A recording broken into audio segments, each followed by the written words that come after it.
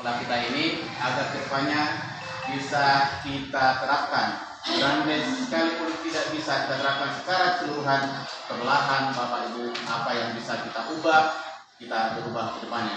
Baik, tidak panjang waktu Bapak Ibu, ada pun topik yang akan saya bawakan di pagi hari ini mengenai budaya positif. Budaya positif itu merupakan nilai-nilai kebajikan yang akan diterapkan dan menjadi kebiasaan pada siswa dan melekat itu, dan pada akhirnya diharapkan menjadi karakter yang ada pada dirinya. Ya, nilai-nilai kebajikan. Dalam budaya positif itu kita bahas materi disiplin positif dan nilai-nilai kebajikan universal, teori motivasi, hukuman dan konsekuensi, restitusi, keyakinan kelas, kesesuaian dasar manusia, 5 posisi kontrol dan 3 restitusi. Itu yang akan kita bahas, dan kita akan bahas sebisa mungkin, walaupun nanti pada pertemuan ini mungkin secara konsepnya aja kita atau saya jelaskan, nanti pada saat praktiknya bagaimana sebenarnya segitiga restitusi itu bisa kita diskusi di kantor dulu Bapak Ibu ya. Tuh. Baik. Di sini ada disiplin positif dan nilai-nilai kebajikan universal yang selama ini menurut ilusi ya, ilusi guru dapat mengontrol murid katanya. Terus ilusi bahwa dewasa memiliki hak untuk memaksa. Terus ilusi bahwa semua kegiatan tersebut efektif dan bermanfaat. Ilusi dan bahwa kritik dan membuat orang kasar dapat membangun karakter. Nanti bagaimana penjelasannya Bapak Ibu. Di sini ada perubahan paradigma stimulus, respon dan teori kontrol. Pada stimulus respon realitas kita sama, tapi dalam teori kontrol itu realitas kita berbeda. Sebetulnya semua orang melihat yang sama, dalam teori kontrol setiap orang memiliki gambaran yang berbeda. Kita mencoba agar orang berpandangan sama dengan kita. Ya, terkadang dalam di kelas kita memaksa siswa itu harus sama dengan apa yang kita tanamkan, harus seperti ini. Padahal dalam teori kontrol itu sebenarnya berseberangan. Kita bisa memahami pandangan orang lain tentang apa yang dimahami seperti itu. Terus perilaku buruk dilihat sebagai suatu kesalahan. Semua perilaku memiliki tujuan. Ada perbedaannya Bapak Ibu. Terus saya bisa mengontrol orang lain. Sebenarnya kita tidak bisa mengontrol orang lain. Kita hanya menyarankan nanti. Terus pemaksaan ada pada saat tuntutan gagal. Di sini kolaborasi dan konsensus menciptakan yang baru. Ada alternatif yang kita buat. Terus model berpikir menang atau kalah. Kalah dalam teori kontrol itu model berpikirnya menang sama menang, tidak ada yang kalah. Itu teori paradigma, stimulus, respon dan teori kontrol. Nah, di sini ada kata disiplin yang artinya berasal dari bahasa Latin. Disiplin artinya belajar. Disiplin diri membuat orang menggali potensinya menuju sebuah tujuan apa yang dia hargai. Ya, namun dalam budaya kita makna kata disiplin telah berubah menjadi sesuatu yang dilakukan pada seseorang, ya, untuk mendapatkan kepatuhan. Kalau seseorang siswa kita itu tidak patuh, kita anggap dia tidak disiplin, ya. Itu persepsi yang kita pegang selama ini, ya. Di sini nilai-nilai kebajikan universal.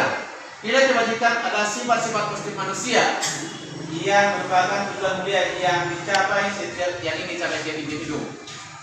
Nah, dalam profil pelajar Pancasila ada nilai universal yang ingin dicapai, ya. Ada beriman atau tahap kepada Tuhan Yang Maha Esa, terus mandiri, bernalar kritis, berkebinekaan global, gotong royong dan kreatif. Itulah tuntutan dari profil pelajar Pancasila yang atau nilai-nilai universalnya yang dituntutnya, ya, yang seperti sudah kita buat pada rapor analisis kita. Berikutnya teori motivasi, hukuman, konsekuensi dan restitusi. Ada di sini teori motivasi perilaku manusia. Biasanya dalam perilaku manusia itu ada motivasi eksternal dan internalnya. Ya, biasanya kalau kita itu menghindari hukuman itu adalah eksternal. Contoh Bapak Ibu, agar kita contohnya sistem absensi yang kita buat itu termasuk motivasi eksternal, bukan dari diri kita, tapi karena terpaksa. Ya. Jadi kalau ya, terus untuk mendapatkan imbalan dari online itu juga termasuk motivasi eksternal. Motivasi eksternal itu misalnya kita kasih motivasi eksternal sama anak didik, yang dapat mengucapkan kali ini Bapak kasih nilai 100 contoh, itu bukan dari dirinya kan, karena kita iming hadiah ya, motivasi internal. Tapi ada motivasi internal yang bertujuan untuk disiplin positif, yaitu menghargai diri sendiri. Kalau ini datang dari motivasi diri sendiri, ini sebenarnya yang paling perlu kita terapkan atau kita gali sama anak kita ya, dari motivasinya. Terus di sini ada hukuman dan konsekuensi. Apa kira-kira perbedaan hukuman dan konsekuensi Bapak Ibu? Ini sudah bisa dilihat. Hukuman bersifat tidak terencana atau tiba-tiba. Misalnya salah seks, pusat 20 kali hukuman. Ya, tapi kalau konsekuensi itu sudah kita sepakati sebelumnya. Misalnya di kelas 9A, apa konsekuensinya bila tidak piket? Ya, ada konsekuensi yang diterima, misalnya harus mengambil kembali ruangan kelasnya di depan kawan-kawannya. Itu konsekuensi. Artinya kalau konsekuensi itu ada relevannya dengan tugas yang dia tidak kerjakan.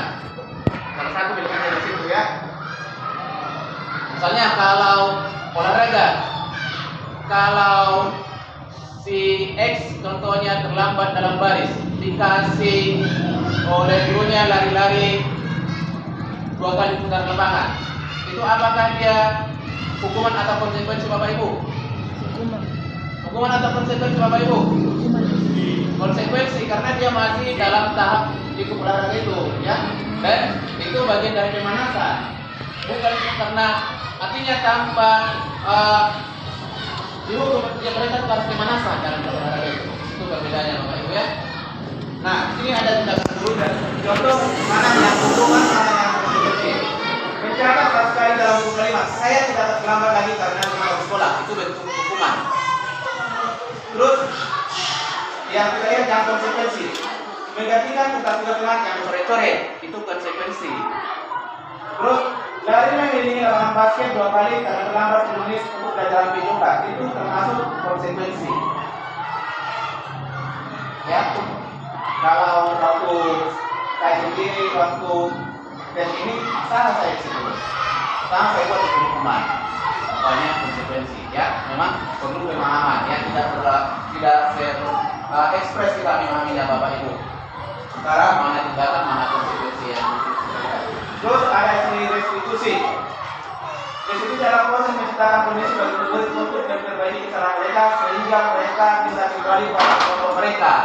Kalau dari restitusi itu kita menggali kira-kira apa yang dilakukan ketika siswa itu mau berubah, ya, itu di situ. Nanti akan kita lihat ada tiga restitusinya. Terus keyakinan kelas. Ini yang mungkin kalau dalam jangka dekat kita bisa terapkan. Mengapa peraturan saja? Mengapa tidak peraturan saja? Mengapa harus keyakinan kelas? Karena keyakinan kelas itu mendukung motivasi fisik atau benar kembali ke nilai-nilai keyakinan untuk menggerakkan seseorang dibandingkan serangkaian peraturan-peraturan. Jadi misalnya di setiap kelas kita buat kesepakatan atau keyakinan kelas, ya. Dari mana itu keyakinan kelas? Dari peraturan itu kita buat Bapak Ibu. Ya, nanti nilai-nilai universalnya, misalnya harus mengerjakan tugas, itu peraturan. Kita angkat nilai-nilai dari keyakinan kelas, disiplin dalam melakukan pekerjaan. Di situ, jadi ada bahasa-bahasa yang bisa nilai-nilai universalnya. Contohnya ini di sini kita lihat, selalu kembalikan buku tempatnya. Itu keyakinan kelasnya tanggung jawab. Berarti kita coba untuk bertanggung jawab. Hadir di sekolah 15 menit sebelum pembelajaran dimulai, berarti berkomitmen. Terus bergantian atau menunggu giliran, menghormati orang lain, bersabar. Itulah nilai-nilai yang kita lihat atau yang bisa kita tuangkan dalam keyakinan kelas yang kita buat. Gunakan masker, artinya menjaga kesehatan dan keselamatan. Ya, jangan berlari-lari kalau itu nilai keyakinan kelas yang kita buat. Kita bisa menjaga keselamatan atau keamanan atau ketertiban ya. itu yang sering Bapak Ibu. Di sini ada ini talinya kecil ya, tampak seperti dan tidak tampak seperti yang dengan tali T dari keyakinan kelas. Contoh format tampak seperti yang dilarang tepat waktu, itulah contohnya. Terus tidak tampak seperti sering hadir terlambat. Itu sudah saya kirim tadi materinya di grup ya Bapak Ibu. Nah, ini adalah contohnya keyakinan kelas. Ini contoh keyakinan kelas yang mungkin bisa kalian Bapak Ibu. Ya, jadi keyakinan kelas itu dari mana tadi kita buat?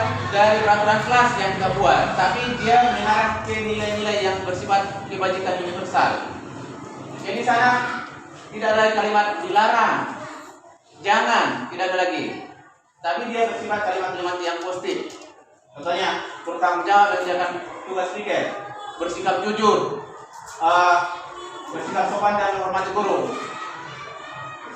Misalnya kalau salah satu penyakit paling besar di siswa kita itu menyebut nama orang tua kawannya. Kira-kira apalah yang kalimat positif kira-kira di situ Bapak Ibu yang bisa kita buat jadi kelas kita? Ya, jadi kita lihat kira-kira yang paling sering dilanggar di kelas kita itu kita dikembangkan menjadi sebuah nilai positif yang kalimat yang dia harus nanti bisa ditarik konsekuensinya dari situ. Ya, itu contoh keyakinan kelas. Terus kebutuhan dasar manusia. Secara umum ada 5 ini kebutuhan dasar manusia. Yang pertama itu kebutuhan untuk bertahan hidup, kasih sayang dan rasa diterima, kebebasan, kesenangan dan kelembasan.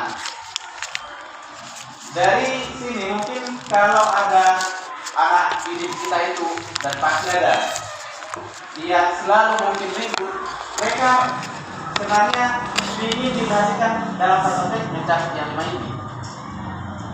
Ya, karena mungkin di rumah dia tidak dapat hal itu, makanya dia selalu mencari perhatian. Ya, karena di rumah dia tidak mendapat apa yang diinginkan, maka sekolah dia begitu. Sebenarnya ini yang dia mungkin dia merasa ingin dikasih sayang sama bapak ibu guru, ya, atau mungkin dia akan lebih bebas seperti itu. Inilah kebutuhan dasar manusianya. Ya, di sini kita lihat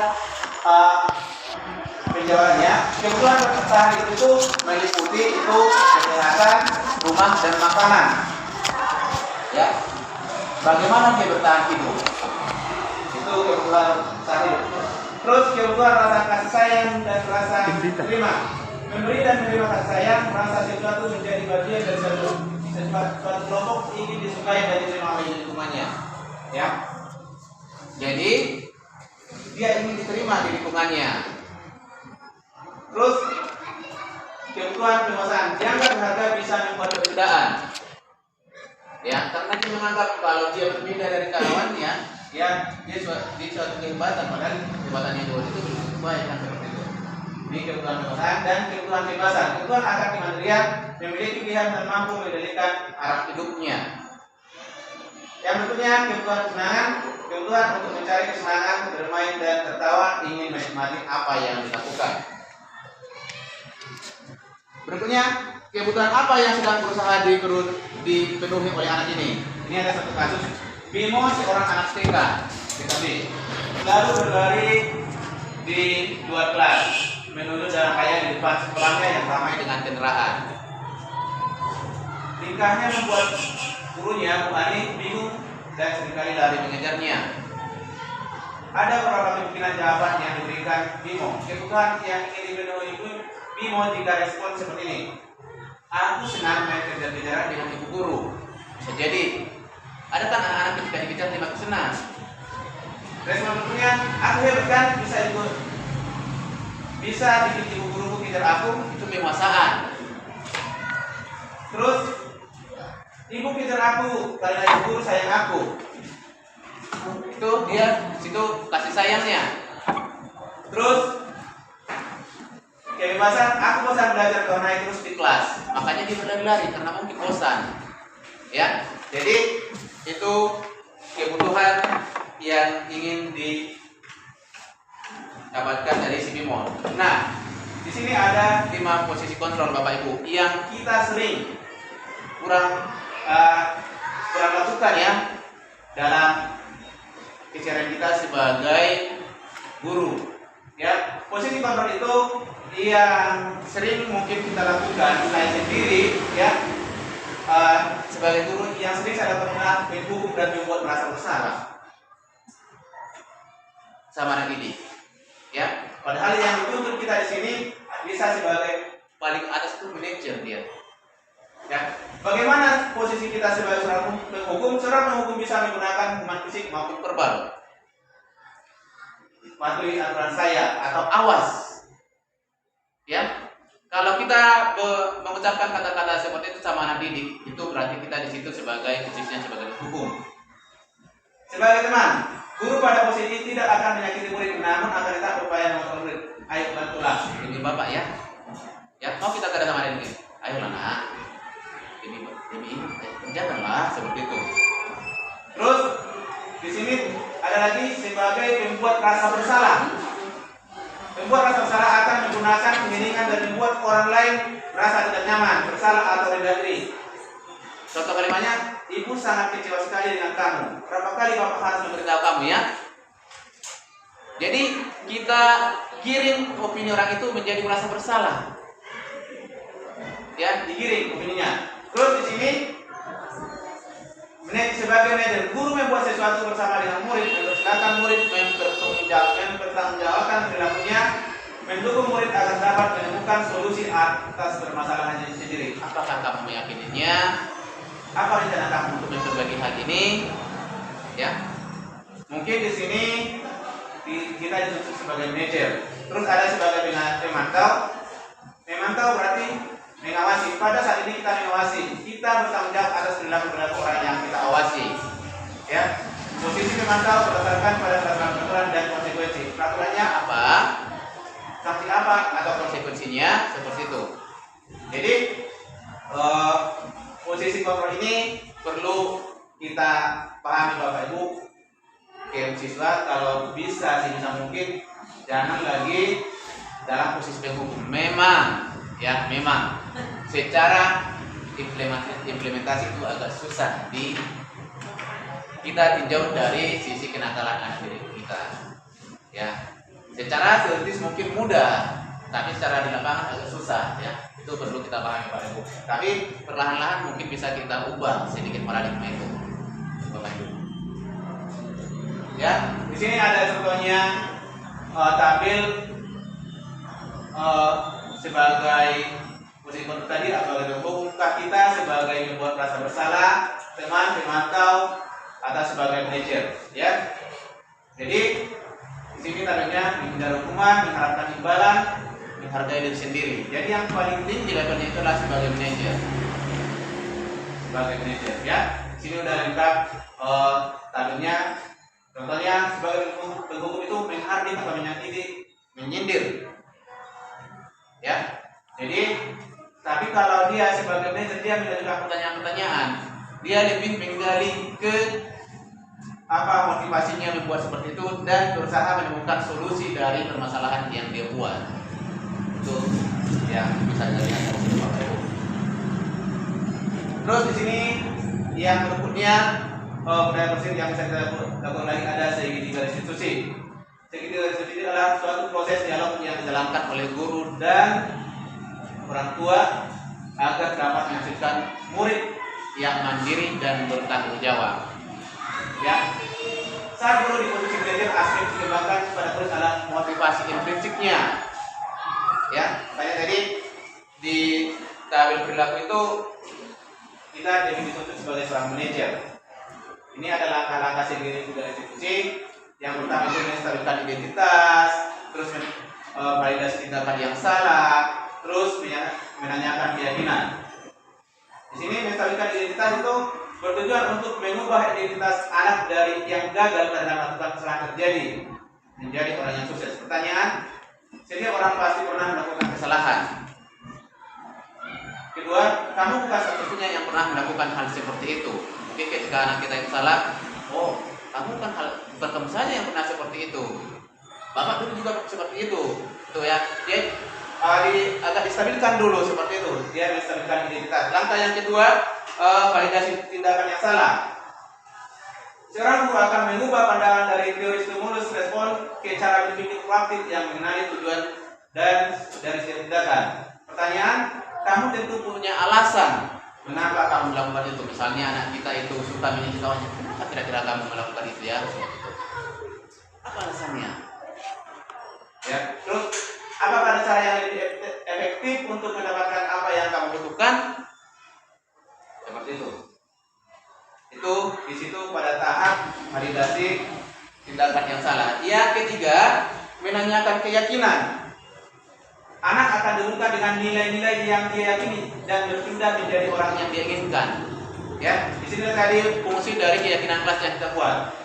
Keyakinan kelas apa yang telah kita sepakati? Kamu ingin menjadi seperti apa? Ya, itu Bapak Ibu ya. Ini ada contoh sedikit. Bentar Bapak, saya buka dulu speakernya.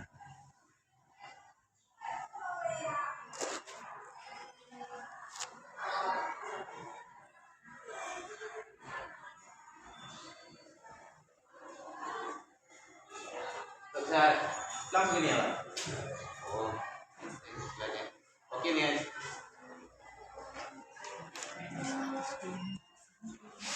Kita langsung lihat dengar ini.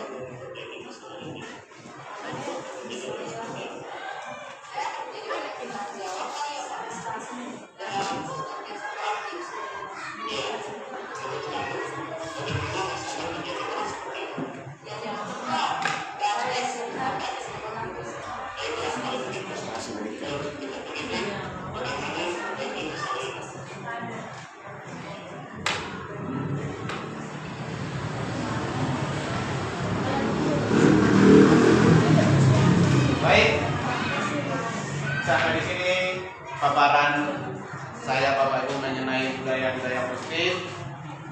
Saya menyadari ini masih jauh dari yang Bapak Ibu harapkan, karena saya di sini juga masih pada tahap pembelajaran untuk materi ini.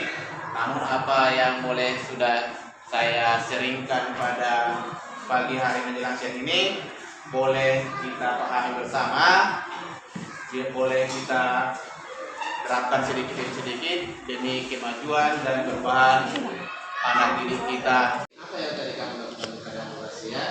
Saya mengganggu dia sedang membuat tugas, Pak. Kenapa kamu melakukan itu? Saya iseng saja, Pak, ingin mencandainya saja. Apakah kamu tahu dengan mengusir Asia, memancing emosinya, sehingga dia mengeluarkan kata-kata kotor, dan kamu ada dalam masalah? Ya, Pak, saya tidak sengaja. Saya tadi hanya ingin bercanda. Baiklah, sekarang Bapak di sini bukan untuk mencari siapa yang salah. Bapak di sini untuk mencari penyelesaiannya. Berpikir bersama-sama tentang apa yang bisa kita lakukan untuk menyelesaikan masalah ini. Kamu melakukannya pasti punya alasan, bukan? Pasti bahagia bila kalau kamu terkejut, kesal dan marah. Begitu kan? Ya, Pak. Bapak melihat kamu merasa tenang melakukannya. Tetapi kamu tidak tahu apa yang kamu lakukan itu menyakiti orang lain. Ini sekarang kita bersalah. Ya, Pak. Sekarang mari kita bicarakan tentang keyakinan kelas dan keyakinan sekolah kita. Apa yang kita percaya, yang mana perlu kamu tunjukkan. Bersikap baik sama orang lain, menghargai sesama teman, dan saling menghormati sesama teman, Pak. Kamu mengingat dengan itu keyakinan kelas kita. Tapi dengan mengganggu teman, membuat tugas itu sudah menghargai dan bersikap baik terhadap temanmu. Tidak, Pak. Kamu ingin menjadi orang yang seperti apa kalau terus bersikap di kelas? Saya ingin menjadi orang yang baik dan bisa menghargai teman, Pak. Baiklah, sekarang apa kira-kira yang bisa kamu lakukan untuk menyelesaikan masalah ini? Saya akan meminta maaf kepada murid dan berjanji untuk tidak mengulangi lagi, Pak. Bagus, tapi sekiranya nanti kamu mengulangi, bagaimana? Saya bersedia menerima saksi yang Bapak berikan. Baik, jelas. Sekarang kamu boleh pergi dan berjanji tidak mengulanginya kembali. Baik, Pak, terima kasih. Kedepannya. Ya, dan terima kasih. Saya kembalikan ke moderator.